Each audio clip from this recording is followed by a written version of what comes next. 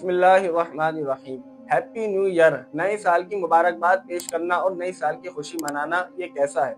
ناظرین کرام، سب سے پہلے اس بات کو سمجھ لیں کہ اسلامی سال کا سب سے پہلا مہینہ وہ محرم الحرام ہے اور اس کا آخری مہینہ ذوالحجہ ہے۔ اب رہا یہ معاملہ کہ 31 دسمبر کی رات 1 جنوری کو سیلیبریٹ کرنا اور نئی سال کی مبارکباد اور خوشیاں منانا یہ کیسا عمل ہے؟ فقہائے کرام نے اگرچہ شرعی حدودوں کے مطابق اس کو منانا اور اس کی مبارکباد پیش کرنا اس کو مباح قرار دیا ہے، لیکن آج کل مغرب کی تقلید میں نیو ایئر نائٹ کے نام پر بے اعتدالیاں حد سے بڑھ چکی ہیں۔ آتش بازی، بے تحاشا فائرنگ، ناؤ نوش کی محفلیں کرنا، اس کے علاوہ ہمارے نوجوانوں کا بائکوں سے سلنسر نکال کر روڈوں میں تباہی مچانا، ناچ گانوں کی محفلیں کرنا، اس کے علاوہ عورتوں مردوں کا اختلاط کرنا، میرے دوستو ان تمام امور کے نتیجے میں ممکنہ طور پر صرف اور صرف نقصانات اٹھانا شامل ہے۔ اس مسرت کے عالم میں خدا کو فراموش کر دینا اور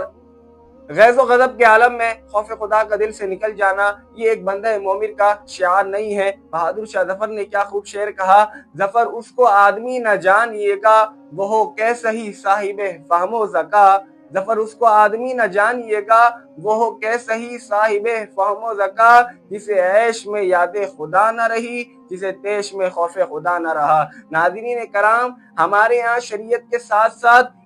قانون میں بھی شراب نوشی ممنوع ہے، آتش بازی اور آتش ہتھیاروں کی نمائش بھی ممنوع ہے، لیکن اپنی بدقسمتی کا حال یہ ہے کہ قانون صرف اور صرف کتابوں کی حد تک محدود ہیں اور ان قوانین کا نفاذ کرنے والا کوئی موجود نہیں، اور قانون شکنی کرنے والا طبقہ اپنے آپ کو باوقار، بارسوخ اور بااثر سمجھتا ہے اور اپنے قانون شکنی کو اپنا استحقاق اور اپنا افتخار سمجھتا ہے۔ ناظرین کرام، ان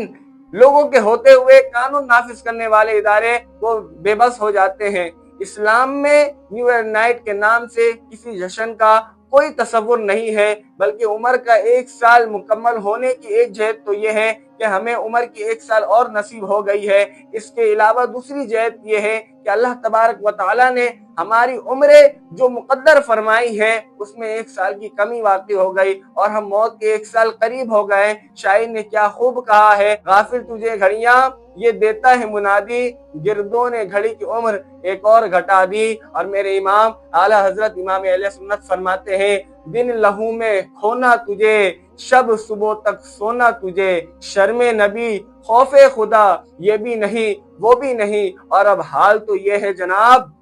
کہ دن ہمارا سوتے ہوئے گزرتا ہے اور رات بیداری کے عالم میں گزر جاتا ہے۔ میرے دوستو، ایک بندہ مومن کا یہ شعار نہیں ہے کہ وہ اس مسرت کے عالم کو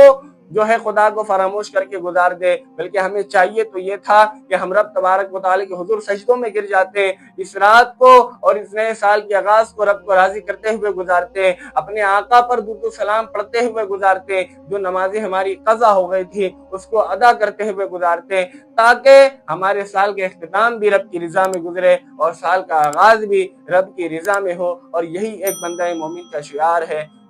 وما توفیقی